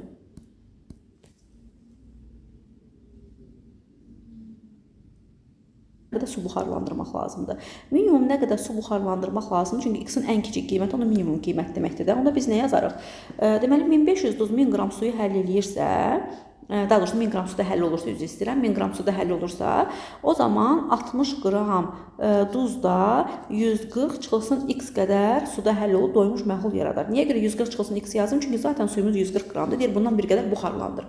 Bir qədər buxarlandır deyəndə buxarlananı suyu, məsələn, zaten 140 vardı, X qədər buxarlandı. Onda deyirəm ki, 140 çıxılsın X qədər buxarlanacaq. Yəni 140 çıxılsın X qədər suyum qalacaq. Yəni 140 qram əgər suyum var idisə əlimdə, buna mən bir qədər buxarlandırıramsa, bu zaman deyirəm ki, 140 çıxılsın X qədər suyum qalacaq da. Onda 1500 duz əgər 1000 qram suda həll olub doymuş məhlul yaradırsa, o zaman 60 qram duzda 140 çıxılsın X qədər suda həll olub doymuş məhlul yarada bilər.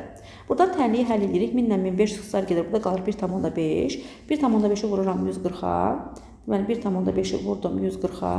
Elədi 210. 210 çıxılsın 1,5x bərabər olacaq 60-a. Buradan 1,5x-imiz bərabər olacaq 210-dan çıxaram 60 elər 150. 150-ni də 1,5-ə böləndə x-imiz bərabər olacaq 100 qrama. X-in 100 qram olmağı o demək ki, buradan minimum 100 qram su buxarlanmalıdır. Aha, x-in ən kiçik qiyməti 100 qram olacaq və buradan əgər 60 qram duzum gəlib artıq 140-dan 100-ə çıxanda 40 qram suda həll olmuş olacaq da. Yəni 140 qram zaten suyum var idi. Buradan 100 qramı buxarlandırdım. Əlimdə nə qədər suyu qalacaq? 140-dan 100-ü gedəndən sonra 40 qram əlimdə suyum qalacaq. Deməli 60 qram duz artıq gəlib 40 qram suda həll olub doymuş məhlul yaratmış olacaq və bu zaman mənim məhlumun kütləsi 60 qram duzla 40 qram sudan ibarət olacaq və məhlulum 100 qrama bərabər olacaq. Y qiymət doymuş məhlulun kütləsidir, hansı ki onun maksimum qiyməti 100 qram oldu və x isə buxarlandırılan sudur. Buxarlandırılan suyun da minimum kütləsi 100 qrama bərabər olacaq. Buradan hər ikisinin cavabını 100 qram şəklində cavablandırmış olduq. Belə, 17-ci çalışma da bitəndən sonra keçirəm 18-ci çalışmamızın izahına. 18-də görək bizə nə deyir? Deyir ki, sırt tabında 2 mol metal SO4 XH2O kristal hidratdır. Deyir, bu duzun 150 qram duzunun 150 qramı suda həll etdikdə 200 qram 16% metal sulfat məhlulu əmələ gəlir. Yəqin ki, burada kristal hidrat demək istəyibdir. Yəni, bu kristal hidratın 150 qram götürüblər və kristal hidratın deyir 150 qramı suda həll edəndə 200 qram 16% məhlul alıblar. Aha, gəlin 200 qramın əvvəlcə 16%-ni tapaq. Bunun üçün 200 qramın 16%-ni tapmaq üçün 200 qram 16-ya bölürəm 100-ə. Bu mənə verir 32 qram. Belə çıxır ki, 200 qramlıq məhlulun 32 qramı təmiz duzdan ibarətdir. 200-dən 32 qram da çıxanda yerdə qalacaq mənim suyum. 200-dən də 32-ni çıxdım, yerdə qalan hissə də 168 qram sudan ibarət oldu. Və mənə deyir ki, bu 168 qramlıq su var, 168 qramlıq su. Nə zaman oldu? 150 qram sistemə su əlavə olandan sonra. Deməli, mən 200 qram 16% məhlul hazırlamışam. Bunun 32 qramı təmiz duzdur, 168 qram da sudur. 168 qram suyun 150 qramı sonradan sistemə əlavə olunmuş sudur. Onda belə çıxır ki, 168-dən 150 çıxanda mənə əlimdə qalır 18 qram. Onda belə çıxır ki, 18 qram su əvvəlcədən olmuş sudur. Yəni, əvvəlcədən sistemdə 32 qram duz olubdur, 18 qram da su olubdur. Daha sonra mən gətirib bura 150 qram da su əlavə eləmişəm. Məhlulum olub 200 qram və 16%-li məhlul. Deməli, əvvəlcə əlimdə 32 qram duz, 18 qram da su olubdur. Aha, və 32 qram duzla 18 qramlıq sudan ibarət olan bu sistem, əvvəlki sistem, hansı ki, nə qədər oldu? 32 ilə 18-in cəmi mənə verəcək 50 qram. Deməli, 50 qramlıq bu, belə deyək də, kristal hidrat 0,2 mol olub. Çünki 0,2 mol kristal hidrat götürmüşəm. 0,2 mol kristal hidratı da gətirib 150 qram suda həll eləyəndən sonra 200 qram 16% məhlul hazırlamışam. Deməli, məhlulumun əvvəlki kütləsi nə qədər olubdur? 50 qram olub. Həqiqətən də, bax, 200-dən 150-ni çıxanda birbaşa 50-ni də tapa bilərsiniz və bu 50-nin içində 32 qramın duz, 18 qramda su olduğunu bildim. Onda bayaq ki, tənasübə görə tapdım ki, 200-ün 16%, yəni 32 qram duzsa 168 qram sudur, 168-dən də əvvəlki, sonradan əlavə olmuş 150 qramlıq suyu çıxandan sonra tapdım ki, əvvəlki məhlulda sən demə 18 qram su var imiş. Aha, deməli, əvvəlki, belə deyək də, daha doğrusu kristallı hidratda 18 qram su var imiş. Əvvəlki kristal hidratım 50 qram olub və bu da 0,2 mola uyğun gəlir. Yazıram, 0,2 molluq kristal hidratın kütləsi 50 qramdırsa, görəsən 1 molluq kristal hidratın kütləsi nə qədər olacaq? Buradan 1 molluq kristal hidratın kütləsinin 250 qram olduğunu tapdım. Aha, bunu da müəyyənləşdirdik. İndi bizə nə deyir? Deyir, alınan məhuldakı suyun kütləsini hesabla. Bunu alınan məhuldakı suyun kütləsini zaten 168 sırası tapmışdım. 200-ün 16%-ni tapanda 168-i əvvəlcədən tapmışdım. Burada bir problem yoxdur. Sonra deyir ki, alınan məhuldakı, sonra deyir, metal nisbi atom kütləsini müəyyənləşdir və x hesabla. Aha, biz tapdıq ki, kristal hidratımızın 1 molu 250 qrama bərabərdir. Aha, və 1 molu 250 qrama bərabərdir və növbəti halda metalın nisbi atom kütləsini və x-in tapmağı bizdən tələb edir. Aha, onu necə hesablayacaq müəllimlər? Biz bayaqlar tapdıq ki, bizim əmələ gəlmiş 200 qram 16%-li məhlulumuz var, 200 qram 16%-li metal sulfat məhlulu. Orada 32 qram nə var idi? Metal sulfat var idi, düzdürmü? Və 32 qramlıq metal sulfat 0,2 mola uyğun gələcək. Deyərsiniz, hardan bildik? Əgər mən 0,2 mol kristal hidrat götürmüşəmsə, onu suda həll eləmişəmsə bir qədər, 150 qramlıq suda həll edib məhlul almışamsa, deməli, həmin o məhlulun içindəki duz 0,2 mol kristal hidratdan gələn duzdur da. Mən də kristal hidratın hidratım 0,2 mol idi axı. Düzdürmü? 0,2 mol kristal hidratın içində 0,2 mol metal sulfat var və bu da gəlib əmələ gətirdiyi 200 qram 16% məhlul var. O məhuldakı 0,2 mol duz deməkdir də. Həmin məhlulun içində 32 qram duz varsa, deməli 32 qramlıq duz 0,2 mola uyğun gəlir. Onda yazaram ki, onda gəlin siz fərqli bir rənglə yazaq. Onda yazaram ki, 32 qramlıq duzum 0,2 mola uyğun gəlirsə, görərsən 1 mol duzun kütləsi neçəyə uyğun gələcək? Buradan 1 mol duzun kütləsini tapmaq üçün 32-ni vuraram 5-ə, verəcək 160 qram. Deməli 1 mol duzun emeri 160 qrama bərabərdir. İndi duzumuz hansı duzdur? Metal SO4-dür. Mən bunun emerini hesablamaq üçün metalın ayırını x-la işarə eləyərəm, ya da metal ayla nə ilə istəsəz işarə eləyə bilərsiniz, ayla işarə eləyək. Ayırını ayla işarə eləyək. Üzərindən gələcək SO4 qalığımız 96 qramdır. Bunların cəmi mənə 164 verdi. Buradan A-mız bərabər olacaq neçəyə? Daha doğrusu 160 verdi, üzr istəyirəm, 160 daxı. 160 verdi. Buradan A-mız bərabərdir, 160 çıxılsın 96. 160-dan da 96 çıxsaq, bizə verər 64. Deməli A-mız başqa cür desək, metalın ayırı 64-ə bərabərdir. Ayırı 64 hesabladıq, yəni metalın ayırı neçəyə bərabərdir? 64-ə bərabərdir. Sonra bizə deyir ki, x hesabla. X-i necə hesablayırıq müəllimlər? Biz bayaqlar tapdıq ki, kristal hidratımızın emeri 250-yə bərabərdir. Kristal hidratın emeri 250-yə bərabərdirsə, bu 250-nin 160-ı nədir? Metal SO4-dür. Niyə? Çünki metal SO4-ün emerini axı 160 tapdıq biz. Tapdıq axı 160-dır, bayaqlar tapmışdıq. 250-dən 160 çıxanda bizim əlimizdə qalacaq nə? 90. Deməli 90 qram da burada su varmış. 90 qramlıq su 1 mol kristal hidratda x mol su var da. X mol suyun da kütləsi 18x qramdır. O zaman bu belə deyək də kristal hidratda x mol su var, hansı ki bu 18x qramdır və müəllif də bizə onu 90 qram şəklində veribdir. Onda belə çıxır ki, buradakı 18x qramlıq su 90 qrama bərabərdir. 18x-im 90-a bərabərsə, buradan x-imiz bərabər olacaq 5-ə. Bizdən x-i soruşur, deməli x-imiz də 5-ə bərabərdir. 18-ci çalışma da bitəndən sonra növbəti 19-cu çalışmanın izahı ilə davam edirik. Verək 19-da bizə nə deyir? 19-dan davam edirik. Bizə verib 400 qram 16% mis sulfat məhlulu. Bunun üçün nə edirik? Yenə 400-ün 16%-ni tapırıq. 400-ü vururam 16-ya bölürəm 100-ə. Bu mənə verəcək 64 qram təmiz duz, 336 qram da təmiz su. Beləliklə mənim əlimdə 400 qram 16% mis sulfat məhlulu var. Bunun 64 qramı duzdan, 336 qramı isə sudan ibarət olan bir məhluldur. Və mənə deyir ki, bundan gəlib kristal hidrat, bu belə deyək də məhlulu hazırlamaq üçün sən kristal hidrat istifadə eləmirsən. Görəsən bu kristal hidratı, bu məhlulu hazırlamaq üçün nə qədər kristal hidrat, nə qədər su istifadə eləmirsən? Gəlin indi ona baxaq. Deməli, müəllimlər, biz bilirik ki, bizim məhlulumuzda 64 qram mis sulfat var və bu hardan çıxıbdır? Təbii ki, bu mis sulfat kristal hidratın içindən çıxan mis sulfatdır da. Çünki kristal hidratın içində mis sulfat var və bir qədər də kristallaşma suyu saxlayır. Mən gəlib bu kristal hidratı suda həll eləyəndə, həmin o kristal hidratdakı duzla kristallaşma suyu və əlavə olunan su birlikdə yeni bir məhlul hazırlamış oluram. Yeni əmələ gəlmiş məhlulun 400 qram 16%-dir, hansı ki bu tərkibində 64 qram mis sulfat saxlayır və bu 64 qramlıq mis sulfat hardan gəlib də kristal hidratın içindən çıxıbdır. Kristal hidratın emerini hesablasaq 250 qramdır və 1 mol kristal hidrat, hansı ki emeri 250-yə bərabərdir. 250 qramlıq kristal hidrat öz tərkibində 160 qram duz saxlayır. İndi görəsən mən proses üçün nə qədər kristal hidrat götürmüşəm ki, bu kristal hidrat öz tərkibində 64 qram mis sulfat saxlayıbdır. 160 qramlıq mis sulfat 250 qramlıq kristal hidratın içindən çıxırsa, 64 qramlıq mis sulfat da x qədər kristal hidratın içindən çıxacaq. Buradan kristal hidratın kütləsini tapmaq üçün 64-ü vuracaqsınız 250-yə, böləcəksiniz 160-a. Bu da verəcək 100 qram. Deməli, belə başa düşdüm ki, bu proses üçün götürülmüş kristal hidratın kütləsi 100 qrama bərabərdir. İndi 19-un ikinci hissəsinə baxaq. İkinci hissədə deyir ki, bu məhlulu hazırlamaq üçün sistemə əlavə olunmuş suyun kütləsini hesabla. İndi biz tapdıq ki, kristal hidratımızın kütləsi 100 qramdır. Normalda kristal hidratın emeri 250 qram olur və 250 qramlıq kristal hidrat öz tərkibində 5 vurulsun 18 qram su saxlayır. İndi biz kristal hidratı 100 qram tapdıq. Gəlin görək 100 qram kristal hidrat nə qədər su saxlayır, nə qədər kristallaşma suyu saxlayır.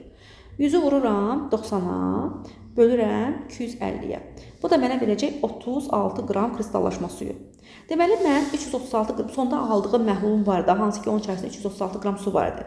Həmin o 336 qram suyun 36 qramının kristallaşma suyu olduğunu tapdım. Yəni, kristal hidratın içindəki sudur. Deməli, mənim kristal hidratım 100 sulfat vurulsun 5 aşkilo deyil. Mən o kristal hidratdan 100 qram götürəndə onun içərisində zaten 36 qram kristallaşma suyu var idi. Amma son məhlulunda 336 qram su varsa, deməli, bu 336 qramlıq suyun 36 36 qramı kristallaşma suyundan gəlirsə, onda yerdə qalan 300 qram da mən süni sürətdə kənardan gətirib sistemə tökdüyüm sudur. Deməli, sistemə əlavə olunan suyun kütləsi 300 qrama bərabərdir.